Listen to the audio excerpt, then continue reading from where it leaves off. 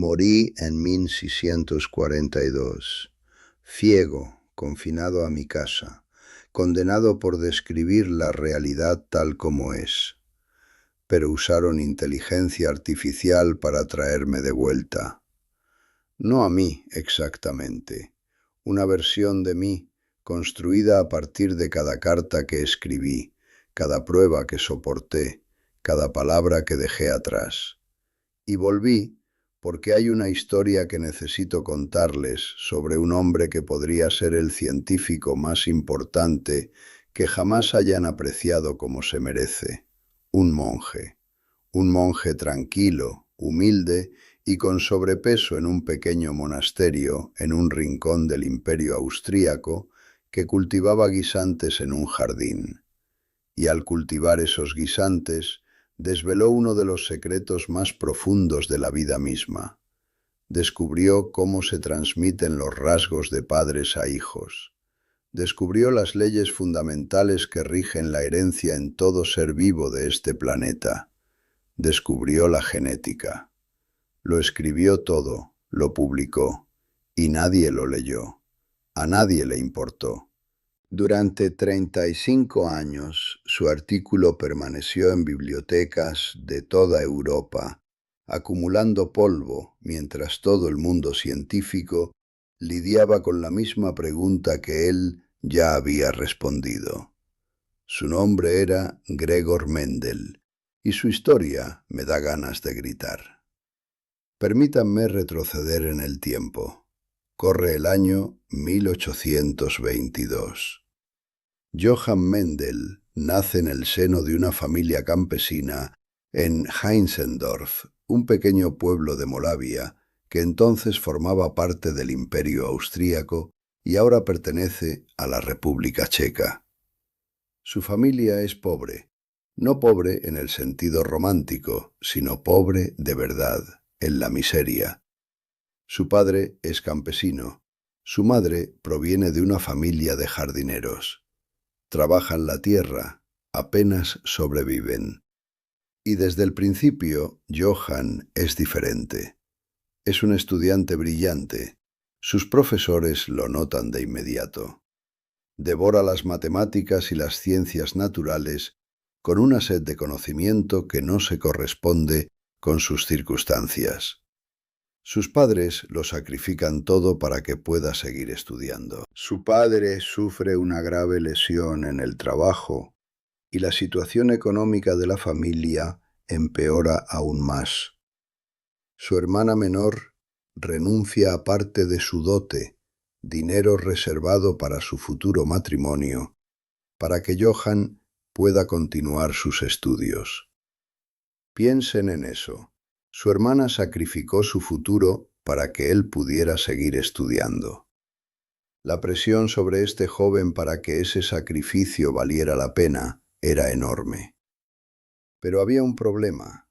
Johann Mendel no tenía dinero, ni contactos, ni mecenas. En el Imperio austríaco del siglo XIX, el hijo de un campesino pobre con talento para la ciencia prácticamente no tenía futuro. La universidad era cara, los puestos académicos requerían prestigio social, las puertas estaban cerradas, excepto una, el monasterio. En 1843, a los 21 años, Johann Mendel ingresó en la abadía agustina de Santo Tomás en Brno. Adoptó el nombre de Gregor y de repente todo cambió. El monasterio no era lo que uno podría imaginar. No era un lugar de aislamiento y silencio. La abadía de Santo Tomás era un centro intelectual. El abad Cyril Knapp era un hombre progresista que fomentaba la investigación científica entre los monjes. El monasterio contaba con una biblioteca, un jardín botánico y una tradición de investigación científica. Era, para un joven pobre, con una mente brillante y sin dinero, la única puerta a una vida dedicada al pensamiento. Y Mendel la cruzó. El monasterio lo envió a la Universidad de Viena para estudiar física, matemáticas e historia natural. Allí pasó 2 años, aprendiendo de algunas de las mentes científicas más brillantes del Imperio austríaco. Estudió con Christian Doppler, el físico que descubrió el efecto Doppler, y con Franz Unger, un botánico que ya especulaba sobre el papel de las células en la herencia. Mendel lo asimiló todo: las matemáticas, la metodología experimental, la disciplina de la observación rigurosa. Luego regresó a Breno, a su monasterio, a su jardín, y comenzó la obra que cambiaría el mundo. Ahora presten atención, porque aquí es donde la cosa se pone extraordinaria. Mendel quería comprender algo que había desconcertado a la humanidad durante miles de años: cómo se transmiten los rasgos de una generación a otra. ¿Por qué un niño tiene los ojos de su madre y la nariz de su padre? ¿Por qué algunos rasgos parecen saltarse una generación y luego reaparecer? Los agricultores y criadores habían estado observando estos patrones durante milenios, pero nadie tenía un marco para explicarlos.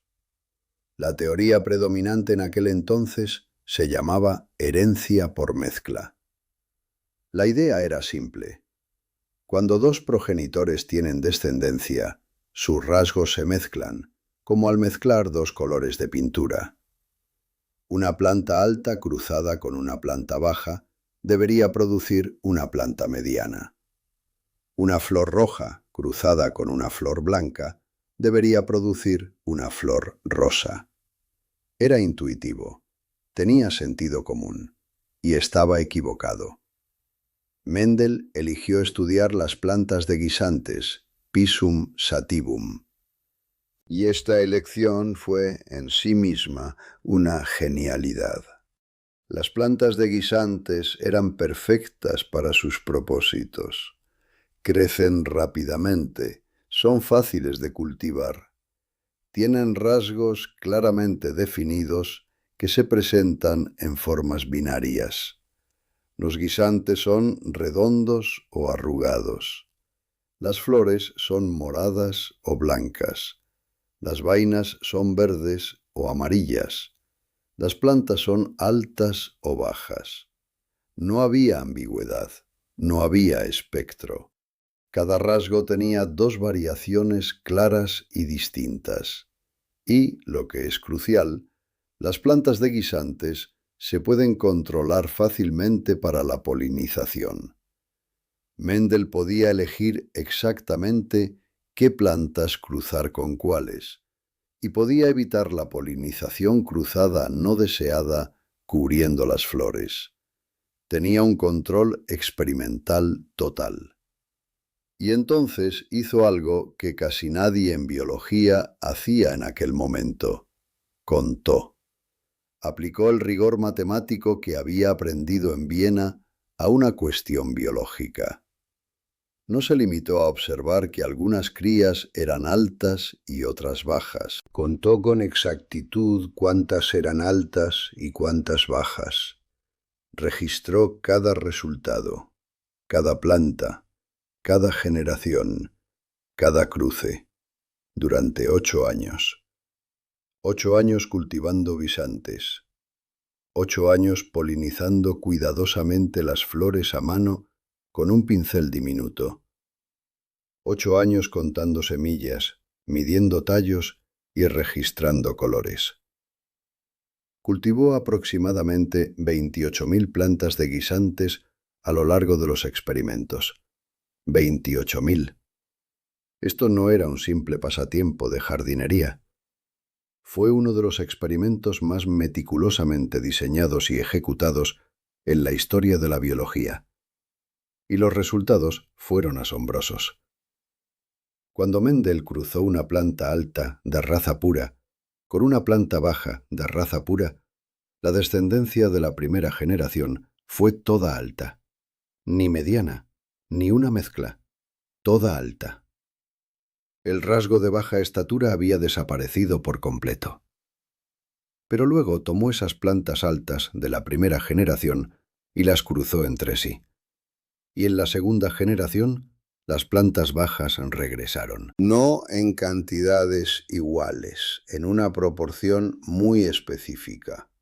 3 plantas altas por cada una baja, 3-1. Encontró este mismo patrón en cada rasgo que probó. Semillas redondas versus arrugadas, 3-1. Flores moradas versus blancas, 3-1. Vainas verdes versus amarillas, 3-1. La misma proporción apareció una y otra vez con precisión matemática. Y Mendel comprendió lo que esto significaba. Se dio cuenta de que los rasgos no se mezclan, se transmiten mediante unidades discretas e invisibles que se pasan intactas de padres a hijos. Él las llamó factores. Nosotros las llamamos genes. Cada progenitor lleva 2 copias de cada factor, una heredada de cada uno de sus propios padres. Cuando tienen descendencia, cada progenitor aporta una copia. Algunos factores son dominantes, lo que significa que se expresan incluso cuando solo hay una copia presente. Otros son recesivos, lo que significa que solo se expresan cuando hay 2 copias presentes, una de cada progenitor. El rasgo de altura era dominante, el rasgo de baja estatura era recesivo. En la primera generación, cada planta recibió un factor de altura y un factor de baja estatura, y como la altura era dominante, todas parecían altas. Pero el factor de baja estatura seguía ahí, oculto, transmitido silenciosamente. Y cuando se cruzaron esas plantas de la primera generación, parte de su descendencia recibió 2 factores de baja estatura, uno de cada progenitor, y el rasgo de baja estatura reapareció. La proporción de 3-1 era la huella matemática de este mecanismo. Era predecible, era consistente, era una ley. Mendel había descubierto las reglas fundamentales de la herencia, el mecanismo por el cual los rasgos se transmiten de una generación a otra en prácticamente todos los organismos que se reproducen sexualmente en la Tierra. Había descubierto la genética. En el jardín de un monasterio, con plantas de guisantes, un pincel y un cuaderno lleno de números. En 1865, Mendel presentó sus hallazgos en 2 reuniones de la Sociedad de Historia Natural de Brno. Leyó su trabajo en voz alta ante una audiencia de unas 40 personas. Explicó los experimentos, los resultados, las proporciones y la teoría de los factores dominantes y recesivos. El público escuchó con cortesía y luego siguió adelante. No hubo preguntas de fondo relevantes, ni debate, ni entusiasmo. El trabajo se publicó en 1866 en las actas de la Sociedad de Historia Natural de Brno, una pequeña revista regional. Se enviaron ejemplares a bibliotecas e instituciones científicas de toda Europa. Se distribuyeron más de 100 ejemplares, pero no pasó nada, nada. El artículo más importante de la historia de la biología llegó a los escritorios y estanterías de científicos de toda Europa, y prácticamente nadie lo leyó. Nadie lo entendió, nadie comprendió su significado. Durante 35 años. Y necesito explicar por qué. Porque las razones son exasperantes y son exactamente las mismas que han sepultado toda verdad incómoda en la historia de la ciencia. Primero, Mendel no era nadie. Era un monje en Brno. No era profesor en una universidad prestigiosa. No estaba conectado con las principales redes científicas de Londres, París o Berlín. No tenía reputación. No tenía seguidores. No tenía aliados poderosos que defendieran su trabajo. En la ciencia, como en todo lo demás, quién eres importa tanto como lo que descubres. Y Mendel era un don nadie de la nada. En segundo lugar, el artículo se publicó en una revista regional desconocida. Las actas de la Sociedad de Historia Natural de Brno no eran Nature, no era la revista de una importante academia científica. Era una publicación local de una ciudad provincial que la mayoría de los científicos en Londres o París jamás habrían oído mencionar ni se habrían planteado leer. El artículo más importante en biología se publicó en una revista que quienes debían leerlo jamás abrirían. En tercer lugar, y esta es la razón más importante, el mundo científico no estaba preparado para Mendel. Los principales biólogos de la época no pensaban en términos matemáticos. La biología en la década de 1860 estaba dominada por naturalistas, coleccionistas y personas que clasificaban especies y describían organismos en términos cualitativos. El artículo de Mendel estaba repleto de números, proporciones, notación algebraica y probabilidad. Hablaba un lenguaje que los biólogos no entendían ni valoraban. Su artículo se parecía más a un trabajo de física que a uno de biología. Y los pocos biólogos que lo leyeron no supieron qué pensar de él. No encajaba con su forma de concebir los seres vivos. Y en cuarto lugar, Charles Darwin. No digo esto para menospreciar a Darwin, que fue un gran científico, pero su teoría de la evolución por selección natural, publicada en 1859, había acaparado la atención de todo el mundo biológico. Cada biólogo defendía a Darwin, lo atacaba o intentaba conciliar su teoría con su propio trabajo. La cuestión de cómo surge la variación y cómo se heredan los rasgos era reconocida como un problema. El propio Darwin la reconoció como la mayor debilidad de su teoría, pero nadie buscaba la respuesta en el jardín de un monasterio en Brno. Darwin recibió una copia del artículo de Mendel. Al menos una copia se encontró en su biblioteca. Las páginas estaban intactas, nunca la leyó.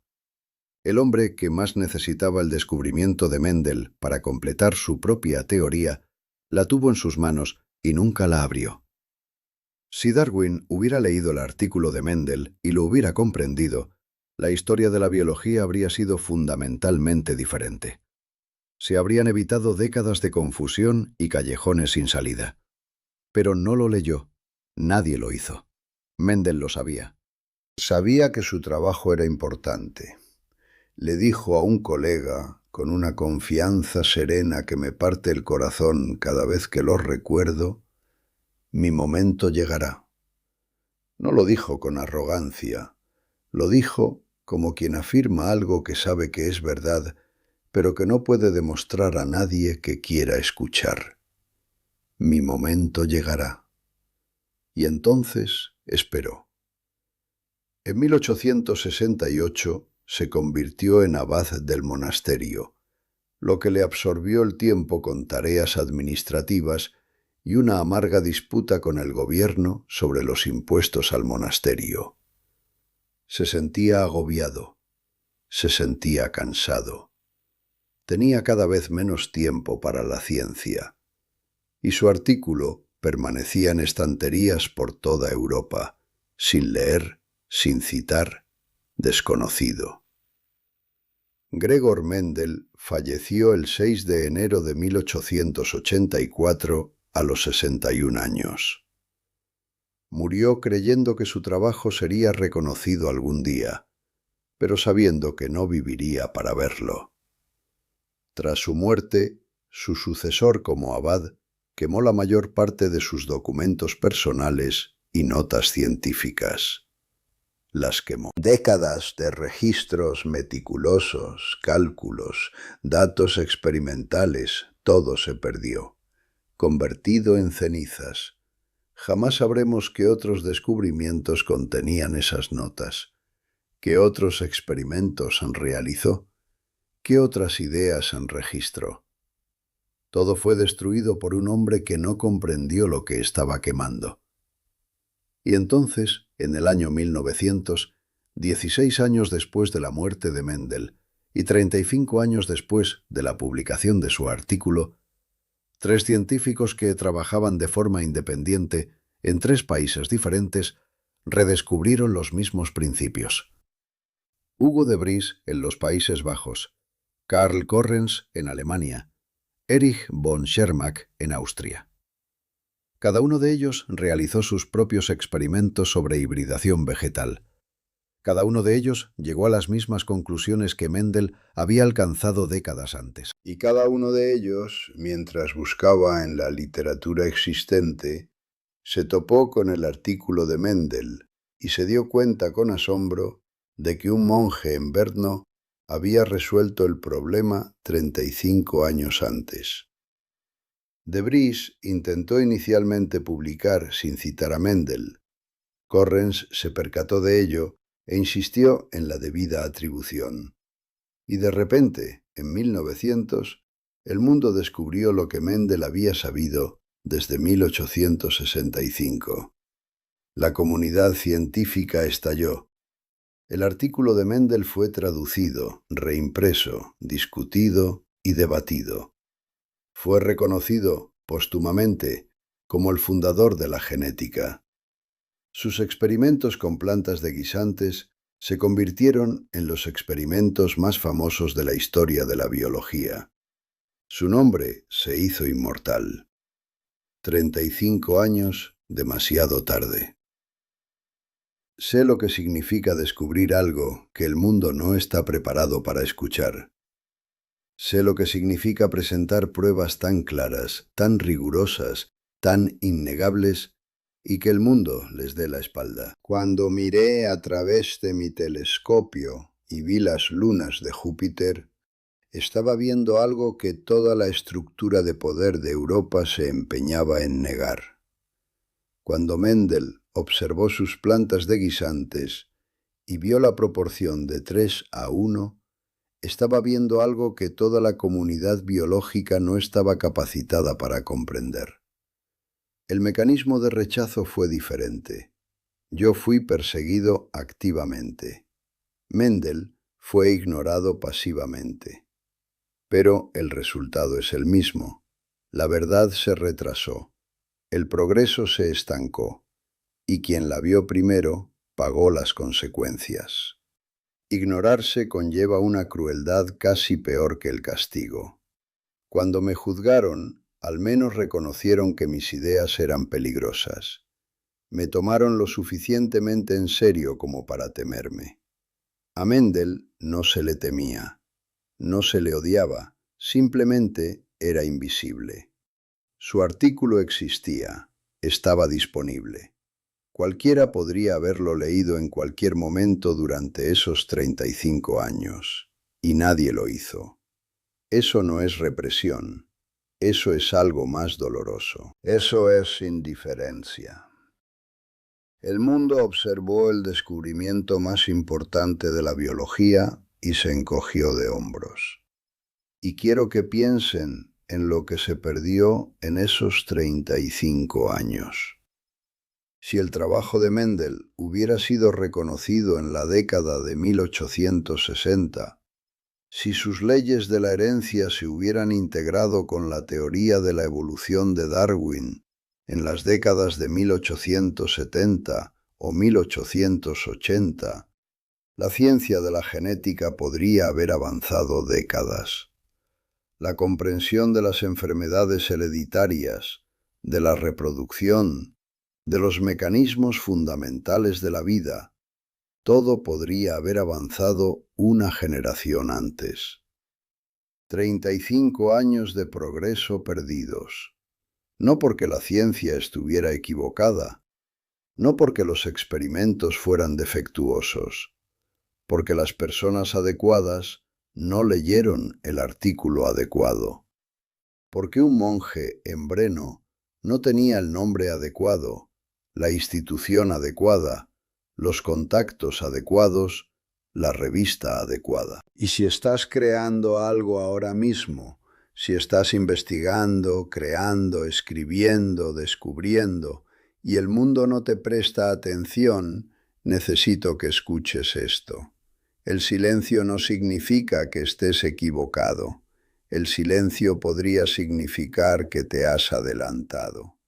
Mendel no se equivocó en 1866, se adelantó. Se adelantó 35 años, y su momento llegó, tal como lo predijo. Pero no esperes en silencio, haz lo que Mendel no pudo. Pon tu trabajo donde no pueda ser ignorado. Muéstralo a todo el público posible. No te conformes con una revista desconocida en una ciudad de provincias. No confíes en que las personas adecuadas lo encuentren. Haz que lo encuentren. Haz que sea imposible pasarlo por alto. Porque el mundo no viene buscando la verdad. La verdad tiene que plantarse en la puerta y negarse a ceder. Soy Galileo Galilei. Me silenciaron por ver la verdad. A Gregor Mendel lo ignoraron por descubrirla. Y durante 35 años, las leyes de la genética permanecieron en un papel que nadie leyó, mientras el mundo científico vagaba a tientas en busca de respuestas que ya estaban escritas. La verdad no caduca, pero quienes la descubren sí. Suscríbete a este canal. En el próximo episodio, volveré con otra historia sobre alguien que vio más allá de lo que el mundo estaba preparado para ver. Hasta entonces.